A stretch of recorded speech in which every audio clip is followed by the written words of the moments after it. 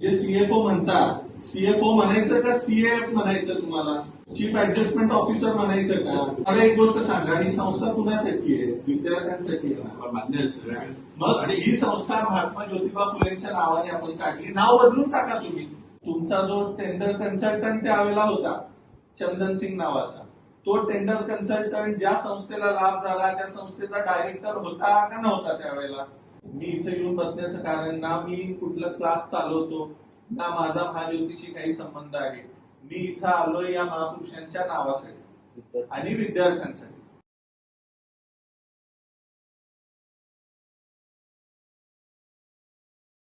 तुम्ही सीएफओ होता, अगदी बरोबर. प्लीज शूटिंग नाही नाही sir, this is a public side. No no, you can't avoid please. No, you can't avoid. I just want you to ask you question. You answer my question. तुम्ही मला प्रश्न विचारताय, मी तुम्हाला म्हणतो मी तुम्हाला लेखी नाही अगदी नाही नाही लेखित तुम्ही आपण मला एक गोष्ट सांगा, आपण त्यावेळेला सीएफओ होता बरोबर. आपल्याच वेळेला हे सगळे डॉक्युमेंट्स इथं पुटअप झालेले आहेत. हेच डॉक्युमेंट्स आपल्याच ह्याच्यावरनं आम्ही काढलेले आहेत. ह्याच्यात कुठेही सायन्स नाही. आपण म्हणताय तर आपण दाखवा डॉक्युमेंट्स आम्हाला. साहेब ही संस्था नाही, मला एक गोष्ट सांगा, ही संस्था कुणासाठी आहे? विद्यार्थ्यांसाठी आहे ना? मान्य आहे सर. मग ही संस्था महात्मा ज्योतिबा फुलेंच्या नावाने आपण काढली. नाव बदलून टाका तुम्ही. ही संस्था आपण जे सीएफओ म्हणतात, सीएफओ म्हणायचं का सीएफ म्हणायचं, तुम्हाला चीफ ऍडजस्टमेंट ऑफिसर म्हणायचं का? माझी तुम्हाला विनंती आहे. मग या सगळ्या संस्था एकाच संस्थेला नाही नाही साहेब, त्याला बेनिफिट व्हावं याच हिशोबाने घेतले का? तुमचा जो टेंडर कन्सल्टंट त्यावेळेला होता चंदन सिंग नावाचा, तो टेंडर कन्सल्टंट ज्या संस्थेला लाभ झाला त्या संस्थेचा डायरेक्टर होता का नव्हता त्यावेळेला? काय म्हणतो? नाही नाही, मला एक 8 दिवसाचा वेळ आहे. 8 दिवसाचा नाही, आम्हाला सर, बघा, आता मी तुम्हाला with all due respect to you all, with all due respect to both of you, I had requested sir की मला तुम्ही, मी almost I have given this letter 1 month back. ठीक आहे, आता 1 महिना झाला. साहेबांनी मला सांगितलं sir, I have all due respect for you. मला एवढंच म्हणायचं आहे की तुम्ही 1 महिना घेतला. आता 1 महिन्यात आपण मला हे सांगितलं नाही. आता पण मी आलोय आपल्याच ऑफिसला बसलोय आणि महाज्योतीला असा काही खूप मोठा लोड नाहीये की you can get 3-4 years back the document. And since it is there available online, आपल्याकडे जर ऑनलाईन आहे तर 5 minutes में you can take out the printouts and send me. आम्ही तुम्हाला प्रत्येक प्रत्येक मुद्द्याचं देतो सर. आम्हाला थोडा वेळ द्या. तुम्ही 8 दिवसाचा वेळ आता द्या.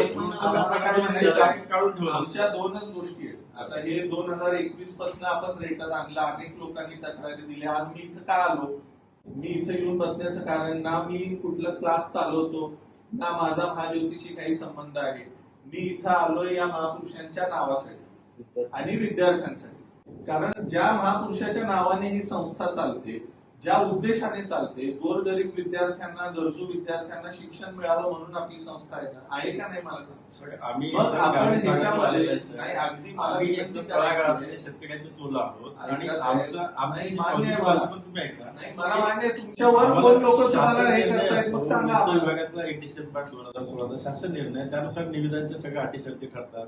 प्रीबिड मीटिंग होतं, ते सगळे डॉक्युमेंट्स पब्लिकली अवेलेबल आहेत. आम्ही पूर्ण निवेदन प्रक्रिया त्याच्या अटी शर्ती फॉलोच केलेल्या आहेत. 1 डिसेंबर 2016च्या शासन निर्णय तुम्ही बोलताना सर, त्याच्यामध्ये अपात्रचे जेव्हा असतात त्याचे कारण पण नमूद करावं लागते. आपल्या वेबसाईटवर ते व्यवस्थितरित्या फक्त काय केलेलं आहे सर, त्याच्यामध्ये डायरेक्ट केलेलं आहे sir, not qualified, qualified, not qualified, त्याचे कारण द्यावं लागते. त्याचे एक बॉक्स त्याचा व्यवस्थित बनवावा लागतो, त्याच्यामध्ये त्याचे पॉईंट्स लिहावं लागते. मी तुम्हाला वाटतं दुसऱ्याच्या यवतमाळच्या एका जिल्हाधिकारी कार्यालयाच्या निवेदन तुम्हाला दाखवू शकतो आत्ताच्या आत्ता.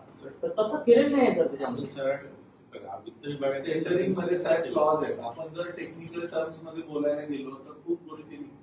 आमची विनंती आहे सगळ्यांनी म्हटलंय 8 दिवसाचा वेळ नाही, द्या. अगदी मला सरांच्या बद्दल सरांनी आता चार्ज घेतलाय. सर आता माझ्या मते 6 महिने वर्षभर झाला आले. यू वर देअर फ्रॉम 2021, त्याच्याही आधीपासून एक्झॅक्टली. तर माझी आपल्याला हीच विनंती आणि माझा प्रश्न आहे की जर हे आपल्या कार्यकाळात झालेलं आहे तर हे असं का?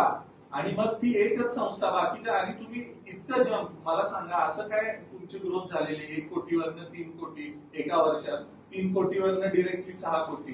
तुम्हाला सांगितलं सर की जे एक म्हणजे दुसरी कुठली संस्था क्वालिफाय नाही झाली पाहिजे, विद्यार्थ्यांना अपॉर्च्युनिटी नाही मिळाली पाहिजे कुठल्याही नाही, काय होतं सर, खूपच जास्त टर्नओव्हर ठेवलेल्या नाही सर. ज्या काही दर्जेदार शिक्षण संस्था आहेत, ज्या काही कोचिंग क्लासेस आहेत, त्यांना तुम्ही मार्गच ठेवला नाही त्याच्यामध्ये. विद्यार्थ्यांना ठरवू द्या ना सगळं की बाबा त्याच्यामध्ये कोणत्या संस्थेत जायचं, कुठे ऍडमिशन घ्यायचं. तुम्ही 2, 3, 4च पर्याय जर दिले तर त्याच्यामध्ये विद्यार्थी मग तुम्ही जे म्हटलं तेच प्रकार होत आहेत की बाबा येणारच नाही विद्यार्थी. त्याचा मला एक सांगा, ह्याच्यामध्ये तुम्ही जो नाही मगाशी साहेबांनी मुद्दा सांगितला टेंडर, चंदन सिंग जो तुम्ही टेंडर कन्सल्टंट म्हणून घेतला तो नाही आता नाही येत नाही. मी आत्ताच बोलतच नाहीये, आत्ताच मी बोलत नाही. आता मी दुरुस्त्या केल्या 2021 पासून 2026 पर्यंत चंदन सिंग नावाचा जो तुम्ही टेंडर कन्सल्टंट घेतला होता त्याचं काय क्वालिफिकेशन होतं आणि टेंडर कन्सल्टंट नेमण्यासाठी त्याचा काय क्रायटेरिया आहे आपल्या महायुतीचा? 2025 ला आपण काढलेला आहे. शासन निर्णय तसा आहेच नाही सर. कोणत्या डिपार्टमेंटला टेंडर कन्सल्टंट नावाचा संचालक मंडळापुढे ठेवतो. संचालक मंडळ संचालक मंडळ म्हणजे कोण? आम्ही त्यांनाही विचारू.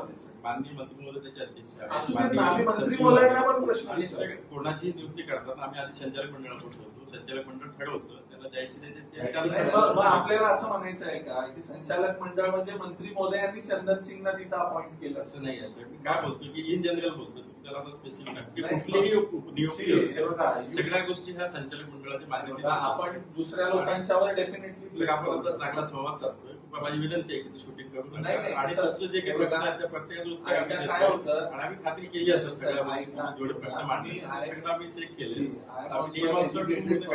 मी आपल्याला ड्यू रिस्पेक्ट मी काही चुकीचं बोलत नाही. आमची एवढीच विनंती आहे की हा जो मुद्दा आहे मला ऍक्सेस आहे, मी येऊ शकतो, मी संबंधित मंत्री महोदयांना बोलू शकतो, आपल्यासारख्या डिग्निफाईड ऑफिसर्सला मी बोलू शकतो. तसा एक गरीब गरजू विद्यार्थी बोलू शकत नाही. त्याच्या वतीने मी बोलायला इथं आहे. तर त्या विद्यार्थ्यांना त्यांचे प्रॉब्लेम ऍड्रेस झाले की नाही हे कळायला पाहिजे का? आता हा प्रॉब्लेम होऊन किती वर्ष होऊन गेले, आतापर्यंत हा मुद्दा ऍड्रेस झाला का सर? मग जर हा मुद्दा ऍड्रेस झाला नसेल तर त्याचा अर्थ काय? आम्ही जसं म्हणू तसंच निर्णय होणार, आम्ही जसं म्हणू तसं. मग आर वी इन डेमोक्रेसी की ब्रिटिश रूल आहे अजून? मग if we are in democracy जर संस्था विद्यार्थ्यांच्यासाठी झाली आहे तर मग ह्याला उत्तर दिलं पाहिजे का नाही? आपण 8 दिवसात राजेसाहेबांचं असं 23 ला पण याची तक्रार झाली होती. कंक्लूड करतो आता. मला जास्त काही याच्यात बोलायचं नाही. आम्हाला 4 गोष्टींवर क्लॅरिफिकेशन पाहिजे. सगळ्यात पहिली आणि महत्वाचा मुद्दा 2021 ते 2026 ते होऊन गेलं आता सोडून द्या हा मुद्दा नाहीये. 2021 ते 2026 जे टेंडर इश्यू झाले त्याच्यात फ्लॉज होते की नाही याचं उत्तर पाहिजे. एकच संस्था कशी काय क्वालिफाय होते? नाही त्याच्यामध्ये नाही 2च. एवढ्या मोठ्या महाराष्ट्रामध्ये 2च संस्था येतात आणि त्यांची टेस्ट सिरीज जी आहे त्याच्यातलेच प्रश्न येतात. त्याच्यावर एन्क्वायरी कमिटी नेमली जाते. ती कमिटी त्या क्लासला क्लीन चिट देते. मी कंक्लूडच करतोय. मी तुम्हाला फक्त माझे प्रश्न परत एकदा आठवण करून देतोय. मग त्यांच्यावर कोणतीच कारवाई होत नाही. त्याच्यानंतर तुमचा टर्नओव्हरचा जो क्रायटेरिया तो इतका जंप होण्याचं कारण काय? 1 कोटीवरनं 3 कोटी, 3 कोटीवरनं 6 कोटी.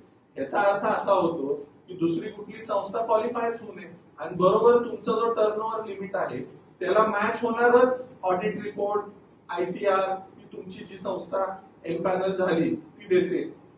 याचा अर्थ काय होतो? जो तुमचा टेंडर कन्सल्टंट असतो तो टेंडर कन्सल्टंट त्या संस्थेचा डायरेक्टर असतो. मग हे is it all not connected? आम्हाला या सगळ्या गोष्ट नाही.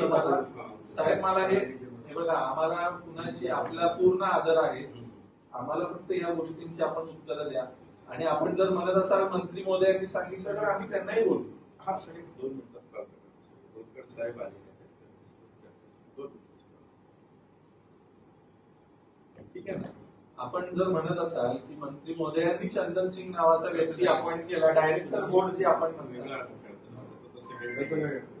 आपण आमची एवढीच रिक्वेस्ट आहे सर की ही जी संस्था आहे it is for the good of the students.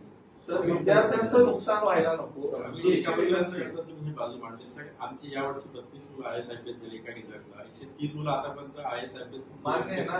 आम्ही आता सरांना तेच 5% device You do good work, we will definitely appreciate. ती बाजूचं तुमचं म्हणजे म्हणणं काय आहे, तुमचं म्हणणं स्पष्ट आहे. तुमच्याकडे कोणी ती माहिती तशी आमची पण माहिती ऐकून घ्या ना, की आम्ही एका बाजूला रिझल्ट पण आहेत सगळे, एका बाजूला विद्यार्थी घडतात, विद्यार्थ्यांचे टेस्टिमोनियल्स आहेत, असं नाही आहे की याच्यामुळे सर हे पहिला गैरप्रकार म्हणजे दुर्लक्ष करायचं आहे. आम्ही ते असं म्हणतच नाही ना, आमचं म्हणणं आहे की बाबा नियमानुसार झालेलं आहे, तुम्हाला काही शंका आहेत त्याच्यावर लेखीमध्ये देतो आणि सगळ्या गोष्टी डॉक्युमेंट्स नाही नाही, एकदा आम्हाला याचं सगळं लेखी आपण उत्तर द्या, आम्हाला हे डॉक्युमेंट्स द्या. I am here to wait in Nagpur, I don't have a problem. I will stay here in Nagpur. You take your time. आज उद्या 2 दिवस घ्या. पोहोचून देतो. अहो साहेब, आम्ही ऑलरेडी 1 महिना साहेबांना बोलून की 1 महिना झाला. मी विद्यार्थ्यांना सांगितलं, साहेब मी विद्यार्थ्यांना विनंती केली.